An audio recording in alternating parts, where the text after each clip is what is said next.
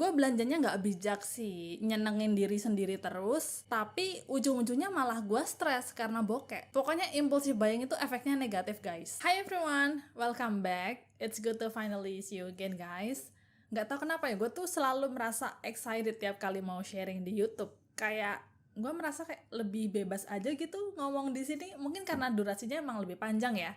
Tapi jangan lupa tetap follow Instagram sama TikTok gue, karena di sana gue bakal post konten tiap hari. Anyway, kalau lu baru, kenalin ya, nama gue Rebecca. Jangan lupa subscribe karena bakal ada video baru setiap minggu di channel ini. Oke, topik hari ini menurut gue agak lumayan dalam ya pembahasannya. It's kind of personal actually. Karena gue harus mengingat kembali ke kondisi dimana gue dulu tuh ngelakuin self-destructive behavior.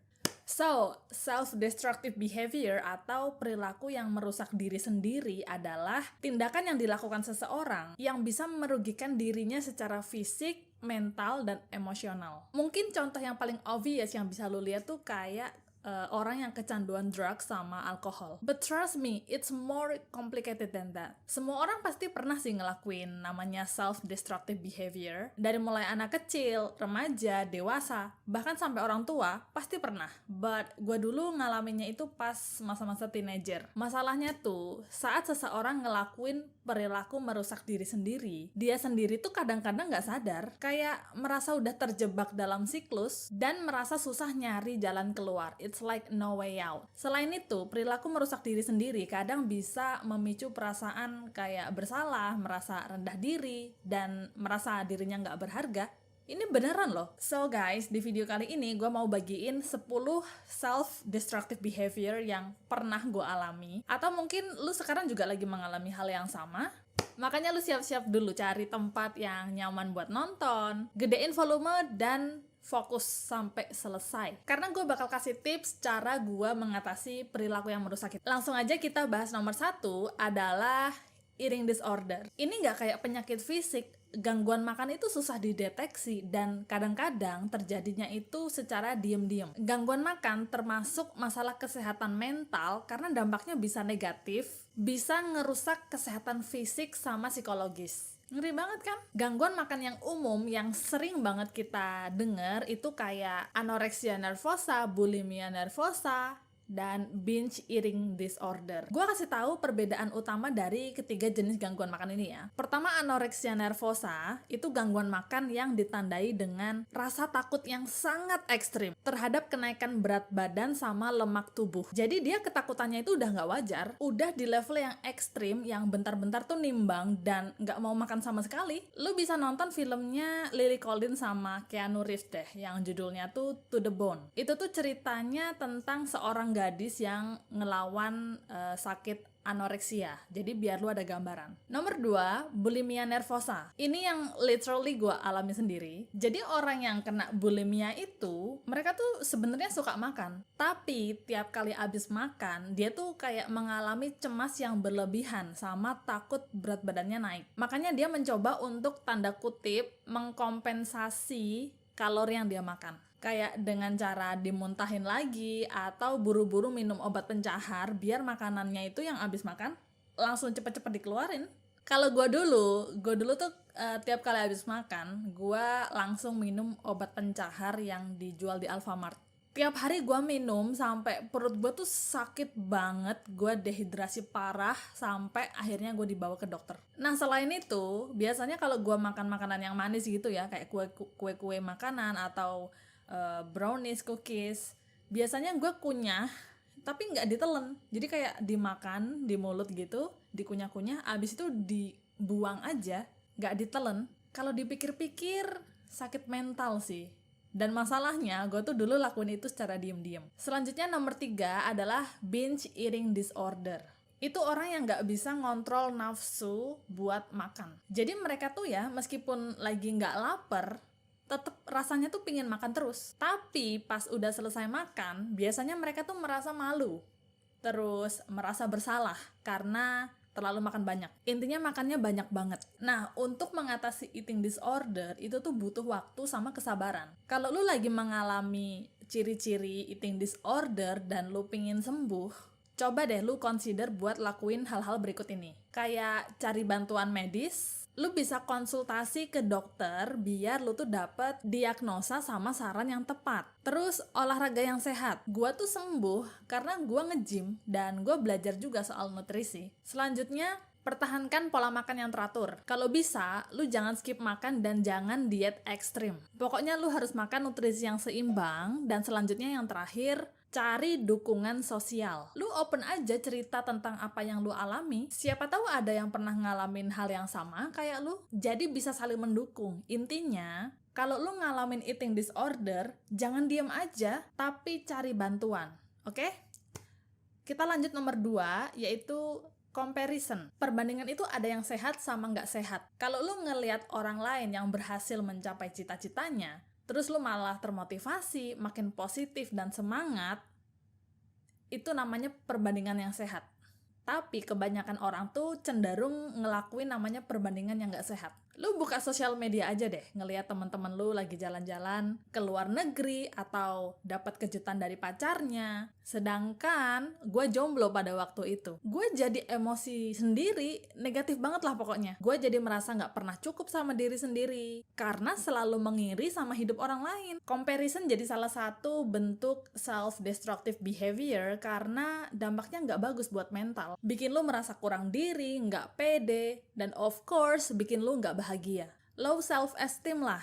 Dan mostly orang-orang yang suka comparison itu hidupnya nggak berkembang. Dia terlalu sibuk perhatiin hidup orang lain sampai-sampai dia nggak bisa mengenali potensi yang ada di dirinya sendiri. That was sad. Terus ya, saking parahnya dulu gue comparison, gue sampai unfollow semua orang tahu dan nonaktifin semua akun sosial media gue. Tapi itu nggak bertahan lama, karena yang salah bukan sosmednya ternyata. Mohon maaf nih, tapi mindset gue yang harus dibenerin. Makanya gue mulai pelan-pelan buat benerin mindset. Gue bilang ke diri gue sendiri, I'm enough. Gue juga develop understanding kalau sosmed itu nggak real, semua orang itu unik. So, daripada gue jadi bad copy of someone else, lebih baik gue jadi the best version of myself. Dan itu yang bikin gue happy dan living a fulfilling life. Sampai sekarang, gue gak pernah comparison lagi. Gue cuma bandingin diri gue yang sekarang versus diri gue yang kemarin. Self-destructive behavior selanjutnya yang nomor 3 adalah depression. Kadang masalah yang terlalu menekan, lingkungan yang gak mendukung, masalah hubungan dan kesulitan keuangan bisa bikin seseorang jadi depresi. Kalau gue dulu depresi itu karena masalah keuangan, keluarga, sama hubungan. Paling parah tuh pas gue lulus SMA guys. Gue mulai masuk in the real world dimana gue harus ambil keputusan buat masa depan gue sendiri. Waktu itu gue gak mampu kuliah, nyokap gue gak ada duit sama sekali, dan keluarga gue tuh gak harmonis. Banyak tekanan dari masyarakat dan cara gue melarikan diri ya dengan cari cowok. Tapi bukannya seneng, malah gue tambah kecewa dan patah hati. Wah, makin parah tuh depresinya. Gue merasa sedih terus-terusan, gak ada semangat buat hidup, dan gue selalu pengen kabur. But thank God, gue gak pernah sampai pengen you know what I'm saying. Dari luar emang kelihatan fine, tapi sebenarnya waktu itu gue depresi berat. Cuma gue gak tahu mau cerita ke siapa. Sampai akhirnya gue lakuin 3 cara ini untuk overcome my depression. Pertama, depresi gue mulai sembuh itu pas gue mulai nge-gym. Jadi gue pakai pain itu sebagai pre-workout gue. 2, gue juga gabung ke komunitas yang positif, dimana gue bisa sharing semua permasalahan hidup gue tanpa merasa gue dihakimi. Nomor 3, gue find purpose. Gue nemuin tujuan hidup gue. Since then, I always wake up with determination. Atau lu bisa coba cara keempat, yaitu konseling sama ahli. Sekarang udah banyak kok aplikasi buat curhat online, maksudnya konseling ya. Oke, selanjutnya nomor 4 adalah self-sabotage. Self-sabotage itu kita ngedestroy diri sendiri secara fisik, mental, dan emosional. Atau kita sendiri yang ngeblok diri kita dari kesuksesan. Gue tuh baca buku, judulnya How to Stop Feeling Like Shit by penulisnya Andrea Owen. Dia nyebutnya itu self-sabotage sebagai happiness crusher, penghancur kebahagiaan. Dan self-sabotage itu kadang-kadang kita lakuinnya secara sadar dan gak sadar. Contohnya kalau dalam relationship, misalnya hubungan pacaran lu baik-baik aja nih, langgeng, adem ayem tentrem, tiba-tiba lu bertingkah sendiri dan nge-push partner lu semakin jauh. Pokoknya lu nyari-nyari alasan lah biar bisa keluar dari hubungan. Kayak lu selalu bikin masalah sendiri terus, atau lu pingin buka usaha tapi tiba-tiba lu nggak percaya diri dan takut gagal. Akhirnya ya lu nggak mau mencoba dan tetap stay di pekerjaan yang lu nggak suka. Intinya lu ngeblok kesuksesan lu sendiri. Kalau self-sabotage gue dulu tuh, gue ngejar kesempurnaan. Pokoknya kalau nggak sempurna, lebih baik gue nggak mencoba sama sekali. Cara gue keluar dari cycle self-sabotage yaitu pertama gue mengenali hal-hal yang men-trigger. Misalnya diri gue mulai bikin-bikin alasan nih. Nah, biasanya gue langsung ngelakuin namanya positive self-talk. 2, sekarang gue tuh nggak pernah fokus ke perfeksionisme, tapi fokusnya ke improving. Kemajuan sekecil apapun, itu tetap kemajuan. Dan nggak tahu kenapa, gue tuh semenjak nge-gym ya, gue tuh mentalnya jadi lebih kuat gitu loh. Jadi sekarang nggak takut gagal, karena gue tahu ketika gagal, itu pasti selalu ada pelajaran yang bisa diambil. Selanjutnya nomor 5, ini tuh ada hubungannya sama self-sabotage, yaitu procrastination, penundaan. Kalau lu sering nunda-nunda, lu bakal ngeblok kesuksesan lu sendiri. Semua orang bisa kok bikin goals sama rencana, tapi kalau lu emang orangnya suka nunda-nunda terus, goals sama rencana lu ini nggak akan pernah tercapai, coy. Tahu nggak, pertama kali gue bikin konten itu bulan Januari 2021. Padahal gue udah kepikiran konten tuh udah sejak tahun 2018. Bayangin, gue nunda terus sampai nggak sadar udah lewat bertahun-tahun. Kalau sekarang gue pikir-pikir ya, kenapa ya kok gue dulu malah menunda-nunda kesuksesan gue sendiri? Nggak cuma itu sih, dalam olahraga, dalam investasi, atau dalam hal ngerjain tugas. Itu sebaiknya lu jangan nunda.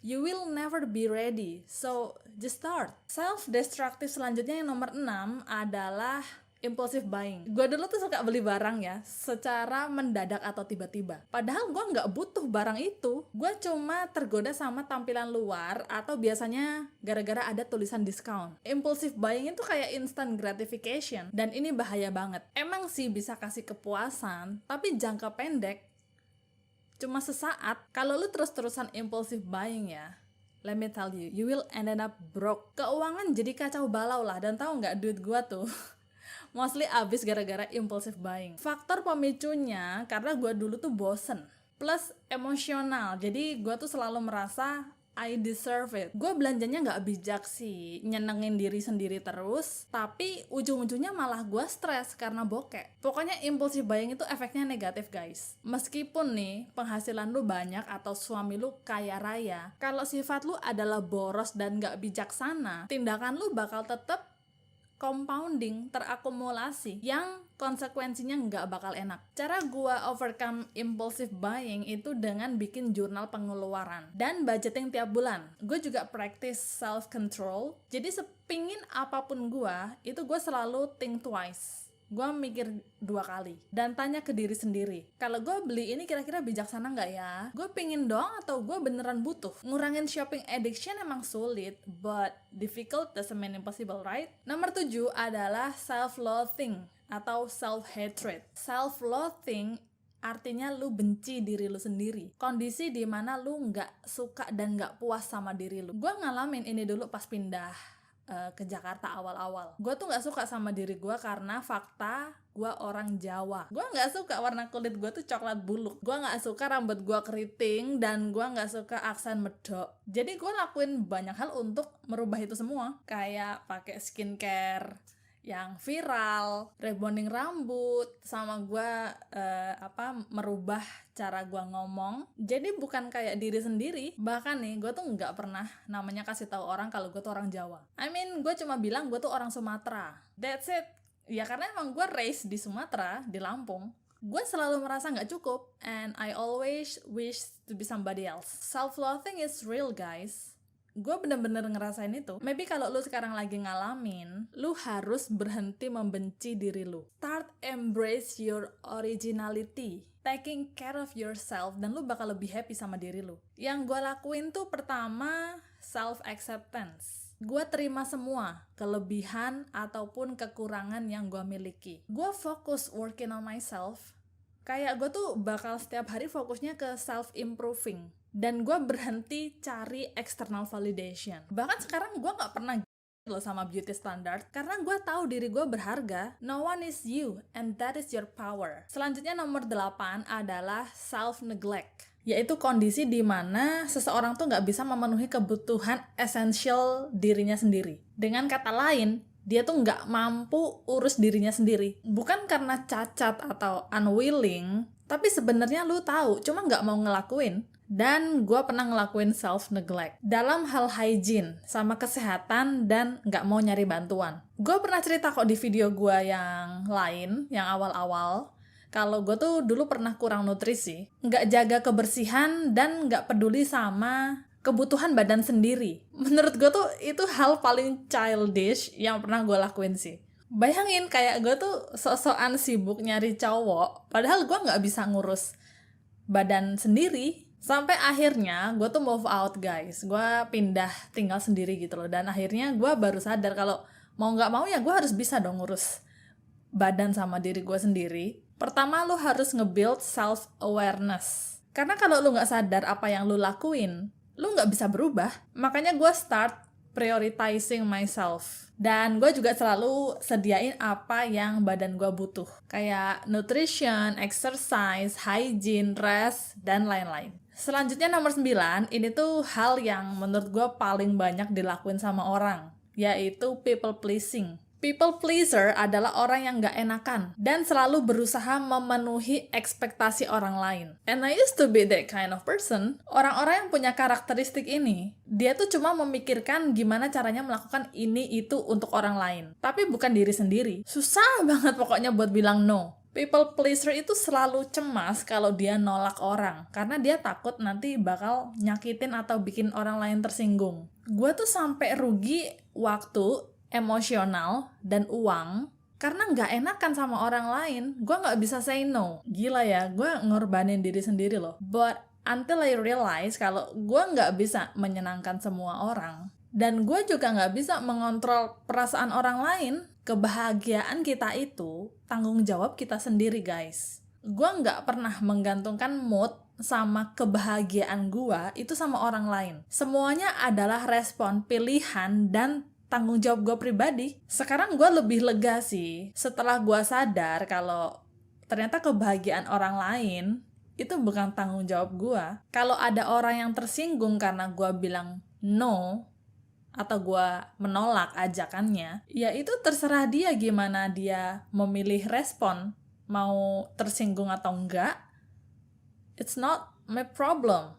Yang pasti gue lebih punya self-respect sih sekarang. So, stop being people-pleasing guys. Self-destructive yang terakhir nomor 10 adalah numbing out. Dan gue mau jujur kalau sebenarnya sampai sekarang gue tuh masih belajar ya, masih diproses untuk mengelola emosi gue. Numbing out itu mati rasa secara emosi. Contohnya lu kehilangan orang yang lu cintai. Karena kesedihan lu sangat-sangat mendalam, biasanya lu bakal mati rasa, tapi cuma beberapa saat. Abis itu biasanya emosi lu bakal balik lagi. Nah kalau gue numbing outnya itu berkepanjangan dalam waktu yang sangat lama. Tapi sekarang udah mendingan sih. Gue dulu tuh sampai nggak bisa nangis tau. Jadi mau marah, sedih, kecewa, emosi, ekspresi gue tuh ya flat, dan gue juga susah nunjukin empati. Negatifnya apa? Hidup lu jadi hampa coy. Manusia kan emang harus punya emosi. Itu terjadi sejak kecil. Kan di awal video gue cerita ya kalau family gue tuh emang gak harmonis. Hidup gue tuh susah banget. Dan banyaklah hal miserable yang gue alami. Sampai-sampai gue mati rasa. So, kalau lu ngalamin ini juga, coba mulai berdamai sama masa lalu. Dan maafin aja apa yang udah lewat. Karena hari ini tuh ada banyak hal baru yang lagi terjadi. Open yourself for new opportunity. Lu gak bakal kelihatan lemah kok kalau lu nunjukin emosi. Remember, we're human. Finally guys, itu tadi 10 self-destructive behavior yang pernah gue alami. And I hope this video can be useful for you guys. Pokoknya inget, jangan pernah nyerah sama diri lu. Fokus ke improving tiap hari and always be kind to yourself. Jangan lupa like and subscribe ya, biar lebih banyak orang lagi yang ngediscover channel ini because it means a lot. Alright guys, I'll see you in the next video.